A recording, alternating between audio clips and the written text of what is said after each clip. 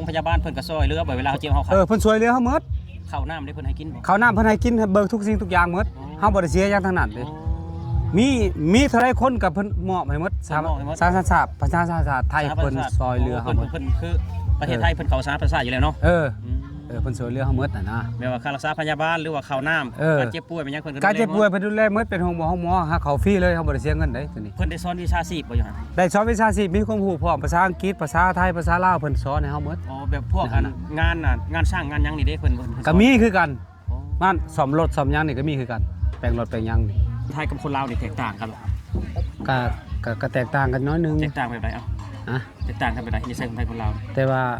นิสัยคนไทยนี่เนาะนิสัยคนไทยนี่เพิ่นก็แนะนำทางที่ดีเด้แนะนำทางที่ดีแนะนำทางที่ดีข้าเจ้ากลับประเทศเจ้าแหละพยายามเฮ็ดอันเฮ็ดซ่านเด้อว่าซั่นคือเพิ่นแนะนำเฮาเพิ่นแนะนำเฮาเด้เป็นหัวเป็นใหญ่เฮาเพิ่นเบิกทุกสิ่งทุกอย่างให้เฮาเป็นผ้าห่มเป็นเสื้อผ้าหน้าแพร่นี่เพิ่นเบิกให้เฮาหมดทุกสิ่งทุกอย่างคือมานั่งอยู่กับพี่เขาสวัสดีครับผมสวัสดีครับสวัสดีสบายดีคือพี่เขาเคยไปอยู่ศูนย์ใช่ก่อนอยู่ขออนุญาตถามเนาะอยู่ศูนย์อุบลเนาะครั้งแรกในชีวิตเนาะศูนย์อุบลศูนย์ก่อนหมู่เลยอุบลนี่ตั้งแต่อยู่จังหวัดอุบลราชธานีนะตั้งแต่อายุจักปีตอนนั้นเจ้าโซนนั้นบ่โซนนั้นอายุข่อยก็ประมาณอยู่ใน15ปี15ปีปี1900เท่าไหร่ที่ไปบ่ไป1975 หลายคนบ่ที่ข้ามไปอยู่ศูนย์หลายคนเลยเฮาก็นับคนบ่ได้เนาะมันหลายมันหลายบ้านหลายเมืองอ่ะนะหลายแขวงหลายแขวงไปอยู่อ่ะนะเป็นยังคือไปอยู่ศูนย์น่ะเพิ่นเฮ็ดศูนย์ไว้ท่าเพิ่นเฮ็ดศูนย์ไว้ท่าแล้วฮู้จักว่าอยู่ทางนี้เป็นมีสงครามและประชาชาติว่าง่ายๆว่าประชาศาสตร์เป็นช่วยเหลือคนลาวนะแบบมีฮอดเป็นเพิ่งเย็นว่าง่ายๆมั้ยนี่ฮอดเป็นเพิ่งเย็นเนาะว่าจังซี่ซะแล้วเพิ่นก็ช่วยเหลือเฮาทุกสิ่งทุกอย่างอะนะเพิ่นช่วยเหลือเฮาขาดเคินหยังก็เพิ่นก็เป็นข้าวน้ำสัมปาเพิ่นก็เบิกให้เฮานะเป็นยังยังไปอยู่อุบลนี่เป็นยังแบบคนหลายคนเป็นยังไปอยู่พุ่นเป็นยังอยู่ทางบ้านเฮาอยู่ทางบ้านเฮาบ่เกิดยังขึ้นอยู่ทางบ้านเฮาช่วงนั้นก็เกิดแบบเกิดความบ่สงบในประเทศเนาะแบบความบ่สงบในประเทศนี่ก็แม่นก็เลยนี่ฮ้อนไปเพิ่งเย็นหลังจากไปอยู่หั่นจักปีอุบลบ่อุบลก็ประมาณ 4-5 ปีนี่แหละหลังจากอยู่อุบลแล้วไปไสบัดไปมานครพนมพี่ได้บัดมาศูนย์นครพนมอีกเทื่อนึงสำหรับคนที่อยู่ศูนย์อุบลแล้วบ่มานครพนมเขาสิไปไสต่อก็อิงตามผู้อยากไปนะพวกไปจีนก็มีแบบนี้นะไปประเทศจีนก็มีนะและไปประเทศเกาหลีก็มีและตอนนั้นเขาสัมภาษณ์แบบว่าเขาอยากได้คนลาวนี่ไปแต่ละประเทศนี่ไผต้องการไปประเทศใดนะแบบสินะและอ้ายเป็นยังคือบ่ไปเฮานั่นสัมภาษณ์ตกเฮานะเฮาก็อยากไปอยู่เฮานะสัมภาษณ์ตกเพราะว่าเพิ่นอันแบบว่าเพิ่นต้องการแบบคนมีความรู้นะบอกง่ายๆซะแปลว่าเฮาเป็นคนชาวนาเนาะเฮาก็มีความรู้เนาะเฮาก็มีความรู้เด้เพิ่นต้องการแบบมีความรู้เด้มีความรู้แน่เขาเรียนแน่ความรู้แน่เขาเรียนแน่นะแบบคนเขาราชการไปสินะเพิ่นก็เอาสิย้อนมาอยู่ศูนย์อีกอยู่ศูนย์นี่เจ้าหน้าที่ที่ดูแลอยู่ในศูนย์น่ะเป็นคนไทยหรือคนต่างประเทศเป็นคนไทยเด้คนไทยบ่คนไทยเลยค่ารักษาพยาบาลเพิ่นก็ซอยเรือบ่เวลาเฮาเจ็บเฮาขาดเพิ่นช่วยเหลือเฮาหมดข้าวน้ำได้เพิ่นให้กินบ่ข้าวน้ำเพิ่นให้กินเบิกทุกสิ่งทุกอย่างหมดเฮาบ่ได้เสียอย่างทั้งนั้นเด้มีเท่าไรคนกับเพิ่นมอบให้หมดสาธารณชาติประชาชาติไทยเพิ่นซอยเหลือเฮาหมดเพิ่นคือประเทศไทยเพิ่นเข้าสาธารณประชาอยู่แล้วเนาะเพิ่นช่วยเหลือเฮาหมดน่ะนะแม้ว่าค่ารักษาพยาบาลหรือว่าข้าวน้ำการเจ็บป่วยเป็นยังเพิ่นการเจ็บป่วยเพิ่นดูแลหมดเป็นห้องหมอหาเขาฟรีเลยเฮาบ่ได้เสียเงินเด้ตัวนี้เพิ่นได้สอนวิชาชีพบ่อยู่หั่นได้สอนวิชาชีพมีความรู้พร้อมภาษาอังกฤษภาษาไทยภาษาลาวเพิ่นสอนให้เฮาหมดแบบพวกงานสร้างงานหยังนี่เด้เพิ่นก็มีคือกันมันซ่อมรถซ่อมหยังนี่ก็มีคือกันแปลงรถแปลงหยังนี่ก็ตามผู้อยากสมัครนะคือคนอยู่ในศูนย์หลายคนเนาะหลายแต่ไปต่างประเทศกับลาวในตัวใดหลายกว่ากันไปต่างประเทศหลายไปต่างประเทศช่วงปี1900ประมาณปี1985 86นี่แหละช่วงนี้86คือเขาเกิดแล้วเนาะเพื่อนเนาะประมาณนี้แหละเขาเกิดแล้ว85เป็นยังน้อย86นี่แหละช่วงนั้นแหละ85มันไปเพิ่นยังรับไปสหรัฐจนฮอดปี1992ผู้ใดแม่นเพราะว่าคนสหรัฐตอนนั้นก็คือมาเอาลูกหลานอยู่ทางลาวนี่ไปคือตอนไปครั้งแรกนะมี บ่ได้มีสะพานแบบนี้เนาะบ่ได้มีสะพานไทยลาวเนาะ บ่มีหยังเพิ่นมันยังบ่สร้าง และไปแบบใด ฮะ ไปแบบใด ไปทางรถทัวร์เด้ รถทัวร์ทางอุบลนะ ทางอุบล รถทัวร์ รถทัวร์เพิ่นมารับเอา แต่สำหรับพวกทางนี้ได้สาขียังไปพวกทางสวรรค์พวกทางนี้ ทางสวรรค์นี่บ่ สารวัตรเนี่ย ทางสวรรค์สารวัตรนี่บ่ แม่น เพิ่นก็ไปอยู่บ่อนเดียวกันหมดเด้ ไปอยู่เมืองเดียวก่อนเพิ่นสิไปข้ามแม่น้ำโขงหั่นนะเพิ่นขี่หยังไป เพิ่นขี่บัก ขี่บัก เออบ างคนก็บอกว่าขี่ไม้ไผ่ลำเดียว เออบ างคนก็ขี่แกลลอน เออ น้ำดื่มแม่นบ่ แม่น มีข้ามแม่น้ำโขงไปตอนนั้น แม่นช่ว คื ง อ นั้น ไผแบบว่ากระโดดทันแล้วก็ทันหยังกับทันอันนั้น ท่านยังกับท่านอันนั้นแล้วเทือกับพายเรือเทือขี่เรือ อืม ช่วงนั้น คือตอนนั้นน่ะอ่ะย้อนไอ้ขอยสิย้อนไปอีกว่า เออ ตอนเจ้าอยู่ลาวน่ะเจ้าได้ออกป่าบ่ไปเป็นทหารอยู่ป่าบ่ กลับบ่ได้เป็นเลย อันนี้น่ะไปกับพ่อแม่ซื่อๆบ่ ไปกับพ่อแม่ซื่อ โอ้ ๆยกครอบครัวไปซื่ แต่ อ เจ้ายังบ่ได้ออกป่า ๆยังบ่ได้ออกปาน แสดง น้ำ ว่า เพิ่น เจ้าเป็นผู้อพยพที่อายุยังน้อยอยู่ แม่นแม่นเฮาก็ยังบ่ได้ใหญ่รุ่นอ้ายเนี่ยเพิ่นออกป่ารุ่นอ้ายรุ่นอ้ายเพิ่นออกป่าเฮายังบ่ได้ออกเฮา คนรุ่นใหม่อาจจะบ่เข้าใจออกป่าคือเป็นทหารอีกทหารแบบหนึงทุกคนคือทหารแบบคือบ่มีค่ายว่าไงซะทหารแบบรวมกลุ่มกันซื่อ เออ เป็นทหารบ่มีค่าย แม่น คือทหารแบบ แล้วเพิ่นอยู่หน้ามาได้เพื่อนแล้วเหตุผลได้กลับมาได้จังได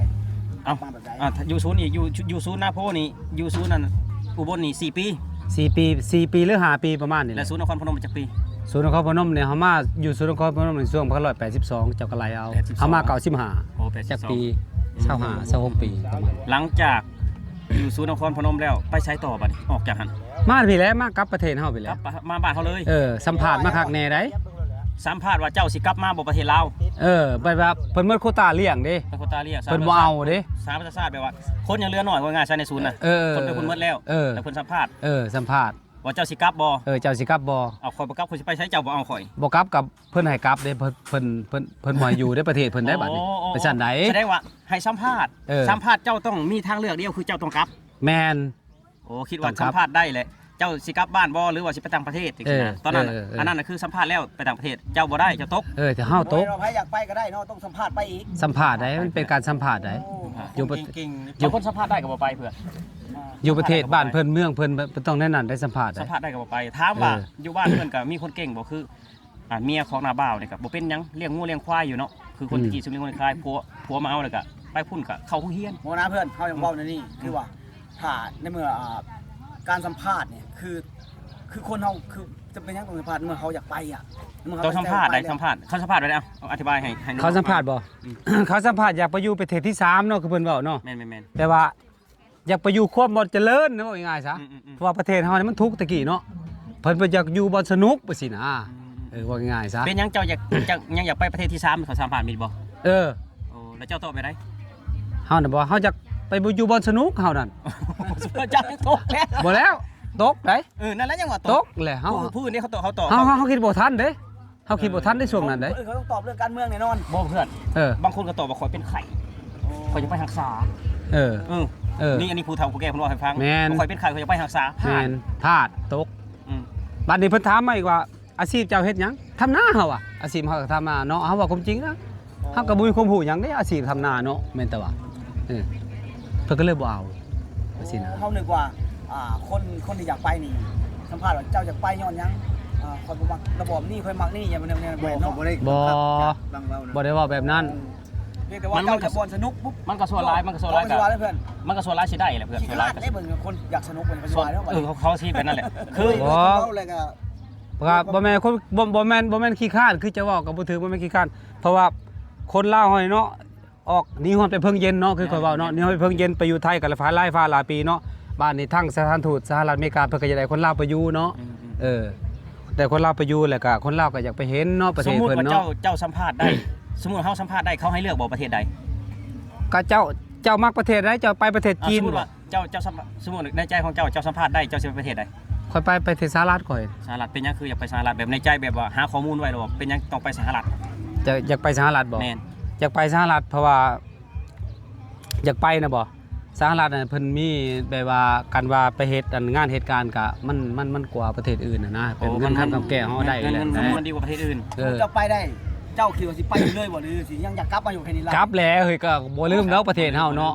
ก็บ่ลืมก็หลายคนเลยได้มาประเทศ ปรา เฮา ถ ก็ นาอยากไปหาเงินเลยอยากกลับมาอยู่ ก็อยากกลับมาอยู่ เยี่ยมลูกเยี่ยมเต้าเนาะ ก็ยังลูกยังเจ้ายังลูกยังหลาน มีลูกมีเมียอยู่พุ่นกะ คือ มาเยี่ยมที่ก็คิดฮอดลูกเมียเก่าคือตอนนี้แบบเจ้าอยู่ประเทศไทยจากปี25ปีบ่ 25ปีหรือ30ประมาณ เจ้าก็แบบว่าผูกพันบ่กับประเทศไทย ก็มีญาติพี่น้องอยู่ได้แหละ เขียนหนังสือไทยเป็น ก็เป็น โอ้ ก็พอได้อยู่ คันมี FC ไทยเพิ่นเบิ่งอยู่ตอนนี้แบบเจ้าอยากบอกเพิ่นยังเพิ่น ฮะ เจ้าอยากบอกยังเพิ่น FC ไทยเพิ่นเบิ่งอยู่ตอนนี้อยากบอกยังแบบว่าเจ้าไปอยู่ประเทศไทยอาศัยอยู่ประเทศไทยนะ อาศัยอยู่บ่ แม่นเจ้าอยากบอกยังแบบว่าเจ้าซึ่งในหัวใจของเจ้าหั่นนะ แบบว่าประเทศไทยเคยให้บทเรียนเจ้ายังให้สอนเจ้ายังหั่นนะ สอนทุกสิ่งทุกอย่างได้เพิ่นให้ความรู้สอนถึงซื้อพร้อมได้เพิ่นมีความรู้ให้เฮาเด้ให้เฮาแบบว่าเฮามาประเทศเฮาก็ให้ว่าสร้างสาพัฒนานะแบบว่า สร้างสรรค์พัฒนาประเทศ สร้างสาพัฒนาประเทศนะไปสิได้ บางจับขอหน่อยหนึงตอนว่าหลังจากเฮาสอบตกแล้วเนาะสัมภาษณ์ตกแล้วเฮาบ่ได้ไปเฮากลับเขาลาวนี่เฮาให้คำตอบกับไอ้ทางการลาวไว้ได้ตอนกลับมาหรือว่าเฮามาซื่อๆรถ เฮามาซื่อๆแบบเพิ่นก็เบิกแบบว่าเพิ่นก็เบิกให้แบบว่าอันนั้นเป็นเงินเป็นหยังนะก็ให้ไปสร้างสานะแบบสร้างสาแบบว่าสร้างครอบครัวใหม่ว่าง่ายซะ พี่ได้เพิ่นบ่บอกหยังว่าทางบ้านเฮานี่ ทางบ้านเฮาเพิ่นบ่ได้เว้าหยัง อ๋อก็มาก็คือมา มากก็คือมานะ และสหประชาชาติเอาเงินให้เฮามา เอาเงินให้เฮามา ก้อนหนึง ให้ ไปเจ้าไปสร้างประชาเด้อ ไปสร้างภาษาว่าสินะ ทุกคนสหประชาชาติ เพิ่นก็ ถือว่า เพิ่นก็ดีได้เพิ่น ส ก็ ห ดี ประชาชาติคือองค์การช่วยเหลือเนาะ ช่วยเหลือเพิ่นก็ดีได้เพิ่นก็ดี คืออันนี้คือคำถามสุดท้ายเนาะแบบว่า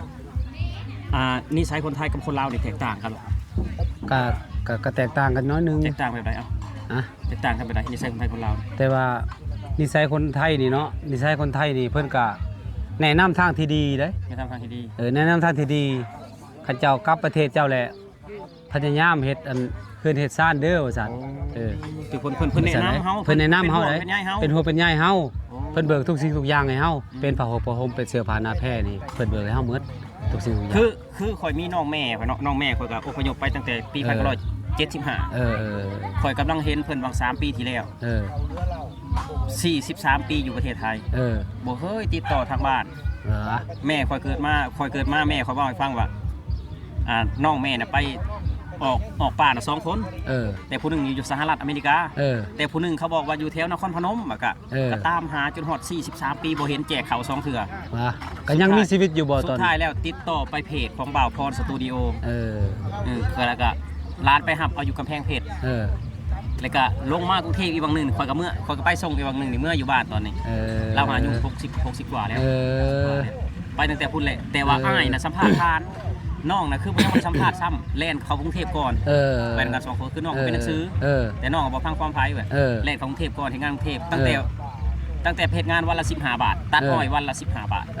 แต่พุ่นเลยก็ต้องเห็นเพิ่นก็ได้แม่นแหละครับนี่ก็คือทุกคนเนาะก็ขอเข้าใจอ้ายเพิ่นหลายๆแบบว่าประสบการณ์เพิ่นที่อยู่ในศูนย์นาโพอุบลแล้วก็ศูนย์อุบลเนาะเฮาไปเรียนรู้อยู่หั่นนี่เรียนรู้อยู่หั่นเพิ่นอยากขอบคุณประเทศไทยสอนให้เพิ่นได้หลายอย่างสอนให้พัฒนาตัวเองเนาะสอนพัฒนาตัวเองเพิ่นบอกเพิ่นสอนทุกคนคือประเทศไทยแบบว่าเพิ่นบ่ได้ย่านแบบว่าเฮาแบบรวยลื่นเนาะเพิ่นย่านคนแบบอยากให้คนมีวีซ่ามีวีซ่าคือเฒ่าแก่ไทยทุกคนนี่แหละทุกคนเฒ่าแก่ไทยทุกมื้อนี่แหละเฒ่าแก่ไทยเนี่ยมักลูกน้องแบบใดมักลูกน้องประหยัดขยันอดทนถ้าลูกน้องกินฟุ่มเฟือยขี้ข้านแห่งงานเฒ่าแก่ไทยบ่มักอันนี้คือความจริงทุกคนอันนี้คือโอเคครับผมสวัสดีครับสวัสดีครับ